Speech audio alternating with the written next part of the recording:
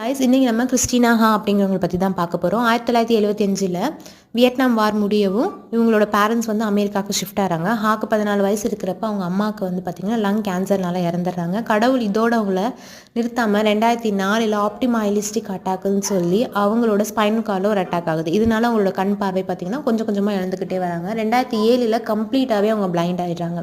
அதுக்கப்புறமா தான் கொஞ்சம் கொஞ்சமாக எப்படி சாப்பிட்ணும், எப்படி சமைக்கணும், எப்படி நடக்கணும்னு சொல்லி கொஞ்சம் கொஞ்சமாக கற்றுக்குறாங்க. 2012 மாஸ்டர் செஃப்னு சொல்லி ஒரு குக்கிங் காம்படிஷன் ரன் பண்ணுறாங்க. அதில் மிஸ் ஹாவும் பார்த்திங்கன்னா பார்ட்டிசிபேட் பண்ணி அதோட டைட்டிலையுமே வின் பண்ணுறாங்க. யோசிச்சு பாருங்கள், ஒரு ஃபர்ஸ்ட் பிளைண்ட் பர்சன் குக்கிங் காம்படிஷனில் பார்ட்டிசிபேட் பண்ணுறதே பெரிய விஷயம். அதை தாண்டி தனக்கு சுற்றி இருக்கிற மற்ற காம்படிட்டர் எல்லாருக்குமே நல்லா கண்ணு தெரியும். அவங்களையும் பீட் பண்ணி ஒரு ஃபர்ஸ்ட் பிளேஸ்க்கு வந்திருக்காங்க.